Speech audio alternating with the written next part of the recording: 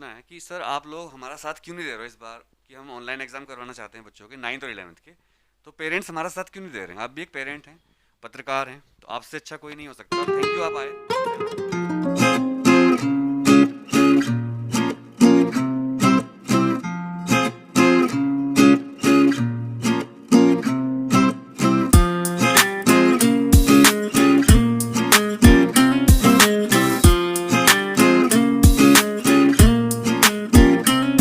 तो आज हमारे साथ एक बहुत खास गेस्ट हैं, मिस्टर, वो अपना नाम खुद बताएंगे, उनका नाम भी बड़ा अच्छा है।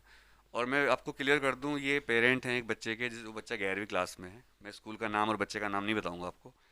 और ये भी बता दूं कि बच्चा हमारे पास नहीं पढ़ता है, ये यहाँ से निकल रहे थे और मुझसे मिलने आए कि मैं, मेरा बच्चा आपकी यूट्यूब वीडियो देखता है और आप क्यों एक चला रहे हो ड्राइव आंदोलन ऑनलाइन एग्ज़ाम करवाने के लिए, आप ऐसा क्यों कर रहे हो सर। तो मैंने इनको अपना पक्ष बताया और फिर ये तैयार हुए सर, क्योंकि मीडिया से ही हैं और बड़े मीडिया हाउस में काम करते हैं और मिनिस्ट्री के साथ भी काम कर रहे हैं, तो मैं वो सारे डिस्क्लोज नहीं कर सकता आपके साथ। But he is basically from Patna और आजकल भी गाज़ियाबाद में काफ़ी सालों से रहते हैं। इनका बच्चा 11वीं क्लास में गाज़ियाबाद के एक बड़े स्कूल में पढ़ता है। वो मुझसे मिलने आए हैं कि आप अनुराग सर इतना बड़ा आंदोलन क्यों चला रहे हो ट्विटर पर, यूट्यूब पर, स्कूलों के खिलाफ ऑनलाइन एग्ज़ाम क्यों करवाना चाहते हो, आप ऑफलाइन एग्ज़ाम के हम फेवर में हैं। तो वही बात सामने आ गई दोस्तों कि सारे पेरेंट्स ऑनलाइन एग्ज़ाम के खिलाफ हैं एक्चुअल में, इसलिए इस बार हमें कामयाबी नहीं मिल पा रही है। इससे पहले आपको पता होगा कंपार्टमेंट एग्ज़ाम हमने कैंसिल करवाए थे, बोर्ड एग्ज़ाम पेंडेमिक के दौरान कैंसिल करवाए थे, बहुत सारे आंदोलन किए, सफल हुए हम। लेकिन इस बार हमें सफलता उतनी नहीं मिल पा रही। कुछ स्कूल तैयार हो गए हैं, मैं लगातार प्रिंसिपल से बात कर रहा हूँ।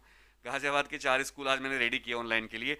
बट ये जो पेरेंट्स हैं हमारे रेस्पेक्टेड पेरेंट्स, क्योंकि इनके बिना तो हम कुछ नहीं कर सकते। और बहुत से बच्चे कह रहे थे पीआईएल दाखिल करो सर सुप्रीम कोर्ट में, तो मैंने वकीलों से बात करी, वो कह रहे जब तक पेरेंट्स नहीं जाएंगे बच्चों की कोई वहाँ सुनवाई नहीं है, क्योंकि बच्चे 18 साल से छोटे हैं।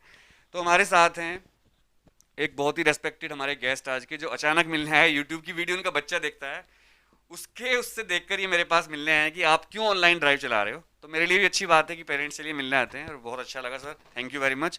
स्वागत है आपका अनुराग दे क्लासेस यूट्यूब चैनल पर। सर मैं आपसे पहले तो आपका परिचय जानना चाहूँगा, जो भी आप हमें बताना चाहते हैं अपने बारे में, क्योंकि आप बहुत अच्छे लगे हमें। मेरा नाम नवतन कुमार है और मैं पेशे से पत्रकार हूँ और मेरा बच्चा यहीं गाज़ियाबाद में एक स्कूल में 11th में पढ़ता है। जहाँ तक ऑनलाइन क्लासेस की बात है, मेरा साफ मत है कि जब ऑनलाइन क्लासेस शुरू हुई तो किसी को भी मालूम नहीं था उस समय की स्थिति बड़ी भयावह थी और एक टेम्पररी अरेंजमेंट के तहत इस तरह की शुरुआत की गई ताकि कंटिन्यूटी बनी रहे। ऑफलाइन क्लासेस पॉसिबल नहीं थी, इसलिए किसी तरह का इंगेजमेंट हो स्टूडेंट्स के साथ, तो ऐसा स्कूल्स ने किया और सरकार ने भी कहा इस चीज़ को आगे बढ़ाने के लिए। लेकिन अब जहाँ तक एग्ज़ाम्स लेने की बात है, तो मेरा मानना है कि स्थिति अब पहले वाली नहीं रही है। अब धीरे धीरे लोग बाहर आ रहे हैं और क्लासेस में भी सारे बच्चे नहीं जा रहे हैं, लेकिन बहुत सारे स्कूल्स खुल भी गए हैं और बहुत सारे जगह पे लिमिटेड वे में स्टूडेंट्स आ रहे हैं, क्लासेस हो रहे हैं। आपका बच्चा स्कूल जा रहा है? ओकेजनली जाता है, नॉट रेगुलर। और स्कूल रेगुलर खुला हुआ है? खुला हुआ है। अच्छा, आपने कहा कि अब जो ऑनलाइन क्लास थी वो एक अचानक होने की मजबूरी वाली बात थी, अब सब कुछ खुल चुका है। तो मेरा मानना ये है, मेरा आपसे पूछना है कि सर आप लोग हमारा साथ क्यों नहीं दे रहे हो इस बार कि हम ऑनलाइन एग्ज़ाम करवाना चाहते हैं बच्चों के 9th और 11th के। तो पेरेंट्स हमारा साथ क्यों नहीं दे रहे हैं? आप भी एक पेरेंट हैं, पत्रकार हैं, तो आपसे अच्छा कोई नहीं हो सकता। और थैंक यू, आप आए अचानक। प्लीज़। नहीं, मुझे आप ये बताइए कि ऑफलाइन में क्या दिक्कत है? क्या प्रॉब्लम है? हाँ, ये पेरेंट्स सर पूछ रहे हैं हमसे, नवनत सर जी, नवतन कुमार जी। और नवतन बहुत अच्छा नाम है, नवतन, नूतन, नया। तो इनका पूछना ये है कि आप क्यों आंदोलन चला रहे हो ऑनलाइन के लिए। तो देखिए सर, मेरे 3 पॉइंट हैं जो आपको मैं बताना चाहता हूँ क्यों उसका। मैं बच्चों को ये नहीं चाहता कि वो पढ़ाई ना करें। एक तो पहला पॉइंट ये है कि जो पढ़ाई हुई है इस बार वो बहुत ही बेकार तरीके से हुई है, ये मानना पड़ेगा। बच्चों को समझ में नहीं आया, कई बार कनेक्टिविटी इशू रहा, टीचर्स घर से पढ़ा रहे थे तो आपको पता है घर पे माहौल उतना नहीं रहता पढ़ाने का, बच्चे चिल्ला रहे हैं, वाइफ हस्बैंड की लड़ाई हो रही है, क्योंकि टीचर भी इंसान ही है। इसके अलावा जो दिक्कत आई सबसे बड़ी वो ये आई कि जब ऑनलाइन क्लास शुरू हुई वो अगस्त का महीना था, लास्ट का, अगस्त लास्ट चल रहा था उस टाइम। और जब स्कूल खुलते हैं रेगुलर वो मार्च से खुल जाते हैं, फरवरी से खुल जाते हैं। तो मार्च, अप्रैल, मई, जून, जुलाई, 5 महीने बच्चों के वेस्ट हुए। अगस्त से लास्ट से 6 महीने वेस्ट हुए। अगस्त के लास्ट से क्लास शुरू हुई, टीचर ने एक दिन में एक एक चैप्टर खत्म किया है। मैंने बहुत बच्चों से बात करी है, आज चैप्टर शुरू हुआ, जैसे दिन क्लास में 30 बच्चे हैं, 2 बच्चे आए जिस दिन, सारा चैप्टर खत्म। लेकिन अब जब एग्जाम होगा सर, वो ऑफलाइन वो लेंगे स्टैंडर्ड से जो लेते थे वो, इसमें बहुत सारे बच्चों को फेल किया जाएगा, उनको फिर दोबारा रीटेस्ट के लिए परेशान किया जाएगा, आप लोगों को पीटीएम में बुला बुला कर परेशान किया जाएगा। इसमें मेरा ये मानना है कि आप कह रहे हैं कि क्लासेस पूरी नहीं हुई और पूरे सब्जेक्ट्स कवर नहीं हुए, तो उस समय की जो एक्स्ट्राऑर्डिनरी सिचुएशन थी, ये कोई स्कूल ने अपने मर्जी से नहीं किया था। अगर स्कूल खुले होते तो शायद पढ़ाई होती ही। नहीं, हम स्कूलों की गलती नहीं कर रहे हैं, हम ये कह रहे हैं कि भाई जिस मोड से आपने तैयारी करवाई है, जैसे कि आप ये कैसे मान ले रहे हैं कि जो एग्जाम्स होंगे उसी स्टैंडर्ड के होंगे जो हमेशा होते हैं? क्या हम ये नहीं school, instead of saying that कि we should go for online classes, online exams, we should request the schools to take the examination in such a way that that is that can that is equivalent to the online classes. आप ये कहना चाह रहे हो कि exam इतने तरीके से बनाए जाएं कि वो जो ऑनलाइन में पढ़ा उसके हिसाब से वो आंसर दे पाए। उतना टफ ना बनाया जाए और जितना स्टैंडर्ड मेंटेन किया जाता है नॉर्मल सिचुएशन में वो ना हो, क्योंकि जो सिलेबस भी बनाए गए आप देखेंगे कि सिलेबस में भी रिडक्शन हुआ है। तो नॉर्मल कुछ भी नहीं है, नॉर्मल सिलेबस भी नहीं है, नॉर्मल पढ़ाई भी नहीं है। तो स्कूल्स को हम लोगों को चाहिए रिक्वेस्ट करना कि जो एग्जामिनेशन है, जो उसका क्वेश्चन सेट करे जाए, वो भी नॉर्मल जैसे किया जाता है वो ना हो के थोड़ा स्टूडेंट्स को सहूलियत दी जाए। देखिए सर, आपने जो कहा वो बहुत अच्छी बात है, लेकिन खतरा क्या है, देखिए जो 30% रिडक्शन हुआ सिलेबस का, मैं तो एक टीचर हूँ, फिजिक्स पढ़ाता हूँ, तो जब मैंने पूरा स्टडी किया कि जो सिलेबस हटाया गया है वो सिलेबस वो हटाया गया है जो बहुत नॉर्मल सिलेबस था, जिसको बच्चे को आता था, वो 9th वाली चीज़ थी सब हटा दी। मतलब जो 11th का बच्चा होता है, आपका बच्चा भी 11th में ही, तो जो 9th में फिजिक्स है वही 11th में भी है, सेम काफ़ी ज़्यादा।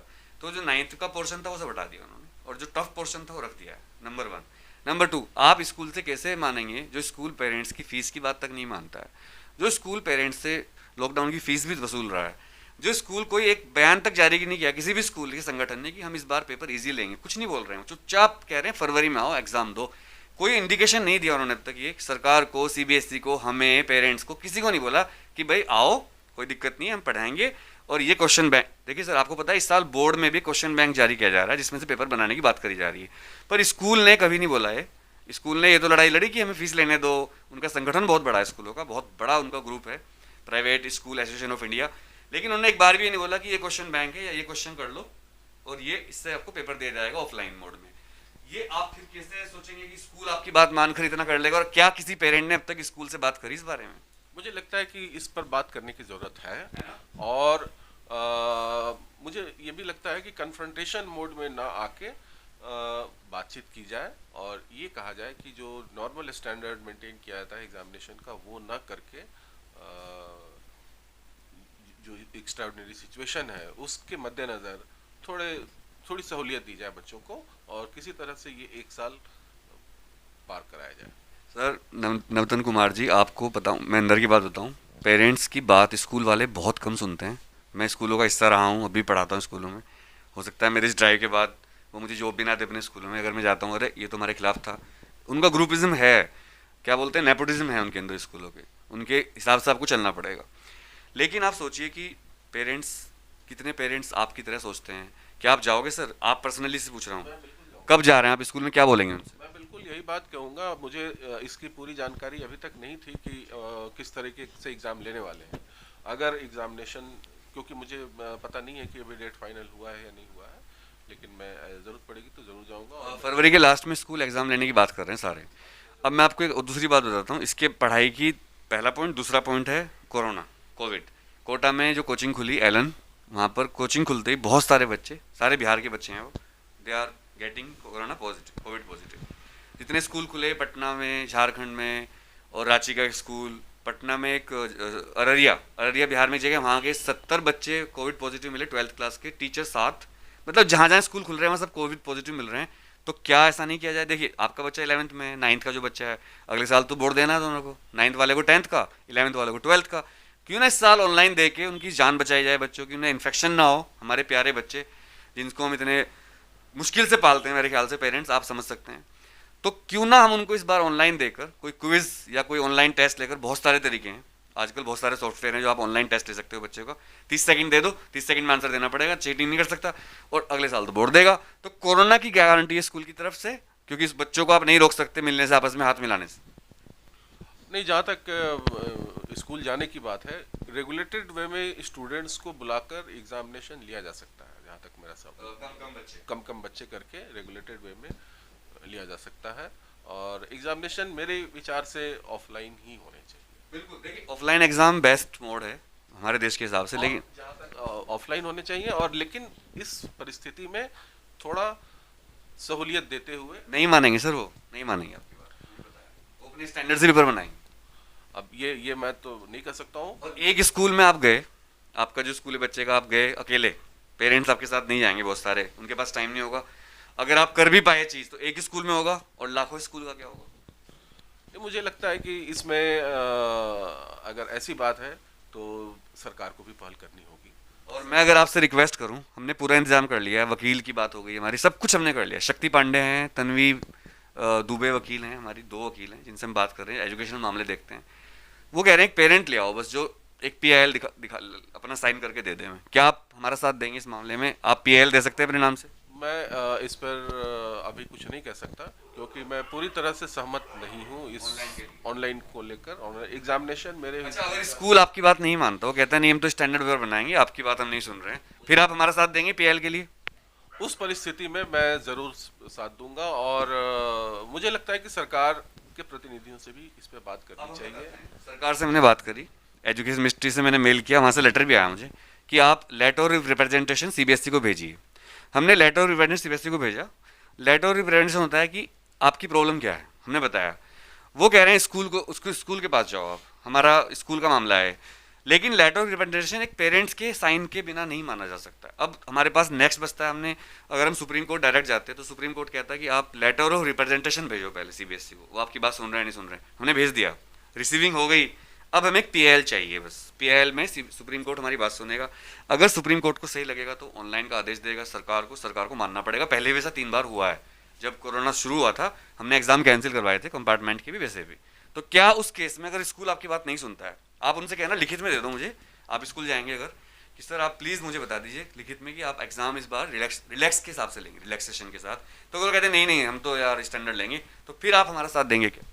मुझे लगता है कि इसमें आप एक पहलू छोड़ रहे हैं कि सरकार भी है। बार बार मैं कह रहा हूँ कि सरकार देखिए, सरकार है, एजुकेशन मिनिस्ट्री। सरकार में क्यों नहीं जो मंत्री हैं पोखरियाल निशंक जी, उनसे बात की जाए, क्योंकि उस स्तर पे अगर बातचीत होती है तो वो ज़्यादा प्रभावी। निशंक जी का ये कहना है, उनके जो हमारे पास मेल आए हैं, कि पेरेंट्स क्यों नहीं कह रहे हैं कुछ भी, आप क्यों कह रहे हो? आप तो एक टीचर हो, आप तो एक यूट्यूबर हो, आप तो सरकारी टीचर भी नहीं हो, प्राइवेट टीचर हो, आप क्यों चिल्ला रहे हो? किसी भी पेरेंट का अब तक मेल नहीं आया एक भी। तो आप एक रिप्रेजेंटेशन लेटर भेज दीजिए, हमने भेज दिया। अब एक पीआईएल अगर हो जाए, पहले भी ऐसी हुआ, पीआईएल होने के बाद ही केस सोल्व हुए। पहले देखना होगा स्कूल का क्या मत है, इस पे स्टैंड क्या है, उसके बाद ही कुछ किया जा सकता है। ओके, तो दोस्तों नवतन कुमार जी ने साफ कहा है कि वो तो चाहते हैं ऑफलाइन एग्जाम, और हमने बहुत सारे पेरेंट्स से बात करी, नॉट ओनली हिम, फ़ोन पर बात करी, मिलकर बात करी, उन्होंने कहा हम तो ऑफलाइन एग्जाम चाहते हैं। कुछ पेरेंट्स का मेरे पास मेल आया, कुछ पेरेंट्स का, वो कहते हैं ऑनलाइन एग्जाम होना चाहिए। एक मैडम है जो दिल्ली में रहती हैं और वो बिहार गई हुई हैं आफ्टर लॉकडाउन, बिहार में पूर्णिया जिला, and she is not able to come back, क्योंकि उनके वहाँ हस्बैंड की डेथ हो गई है, मैं बताऊँ कोरोना से, तो वो नहीं आ पा रही हैं। वो कैसे दिल्ली में एग्जाम देंगे आकर, स्कूल नहीं मान रहा है। उन्होंने ये भी कहा कि मेरे बच्चे के लिए ऑनलाइन कर दीजिए, स्कूल ने मना कर दिया साहब, वो बच्ची फेल हो जाएगी सर। नहीं, इसमें एक और बात है, अगर सिचुएशन उतनी ही गंभीर होती जिस समय ऑनलाइन शुरू हुई थी वैसी ही गंभीर रहती, तो शायद मैं कहता कि ऑनलाइन ही एग्जामिनेशन लिया जाए। आज मैं ऑफलाइन क्लासेस के लिए इसलिए बोल रहा हूँ क्योंकि स्थिति पहले वाली नहीं है, काफ़ी इम्प्रूव हो गई है और सभी चीज़ें धीरे धीरे शुरू हो गई हैं, खुल गई हैं। और रेगुलेटेड वे में अगर क्लासेस होती हैं, इनफैक्ट क्लासेस भी होनी चाहिए अब तो रेगुलेटेड वे में। और पार्लियामेंट हमारा चल रहा है, असेंबली चल रही, सब पार्लियामेंट में नहीं बैठे कोई मंत्री नहीं। पार्लियामेंट पिछला सेशन हुआ और सीट छोड़ के जगह बनाई गई है, रेगुलेटेड वे में हुआ है, एक सेशन हो चुका है। और सर देखिए, मंत्री हम लोग बड़े हैं, बच्चे सोशल डिस्टेंसिंग नहीं करेंगे, आपको पता है, खाना भी खाएंगे दूसरे का, वो हाथ भी मिलाएंगे। उसमें ये किया जो बहुत सारी विधियां हैं जिसके तहत जिसको करने से इसको कंट्रोल किया जा सकता है। आप ये कह सकते हैं कि कुछ बच्चे आ जाएंगे, कुछ बच्चे कल नहीं आएंगे, वो कल नहीं आएंगे, मतलब ऑल्टरनेट डेज पे करके किया जा सकता है। बहुत सारे तरीके हैं जिसको करके हम लोग इसको पता हो कह रहा है, अंदर की बात ये है, स्कूल पूरे साल जब क्लास चली ऑनलाइन उसमें कुछ खास पढ़ाई नहीं करवाई उन्होंने। अब वो 1-1.5 महीना पढ़ाएंगे, फटाफट जो चीज़ें उनकी कमी रह छूट करवाएंगे, फिर एग्ज़ाम लेंगे, फिर जो बच्चे फेल होंगे उनको पीटीएम होगा, आपको बुलाएंगे, आपका बच्चा ये, फिर रीटेस्ट होगा, बच्चे का हरेसमेंट होगा। बच्चे पहले से ही बहुत डिप्रेशन में है, मैं बच्चों को देखता हूँ, उनके मैसेज पढ़ता हूँ, बच्चे बहुत डिप्रेशन में। मैं आपको बताऊंगा नहीं नाम, मैंने कम से कम 100 बच्चों को सुसाइड करने से रोका है, बहुत ज़्यादा काउंसलिंग कर करके, वीडियो कॉल कर करके। मेरे पास रिकॉर्डिंग है पर मैं दिखा नहीं सकता क्योंकि बच्चे ने मना किया है कि मेरे पेरेंट्स देख लेंगे। जो बच्चा पंखे पे लटकने को हो रहा था उसने मुझे वीडियो कॉल किया, सर मैं जा रहा हूँ, एक मिनट बात कर ले। ऐसे बच्चा भी हुआ है। तो आप सोचिए कितना प्रेशर है बच्चों का। तो मैं आपसे चाहता हूँ कि अगर आप स्कूल जाएंगे जब, या उनसे बात करेंगे, ये एग्ज़ाम थोड़ा रिलैक्सेशन से लें, वो तो एक ही स्कूल, सिर्फ लाखों स्कूल हैं। तो आप क्या पीआईएल में, हमारे कुछ पेरेंट्स साथ हो गए हैं, हमने काफ़ी पेरेंट्स को तैयार भी कर लिया, तो क्या आप साथ देंगे हमारा उस केस में? इस पे विचार करूंगा। तो नवतन कुमार जी का डायरेक्ट मानना है कि एग्ज़ाम तो ऑफलाइन ही सही रहते हैं, और स्कूल को पढ़ाई करके सोशल डिस्टेंस के साथ एग्ज़ाम ऑफलाइन।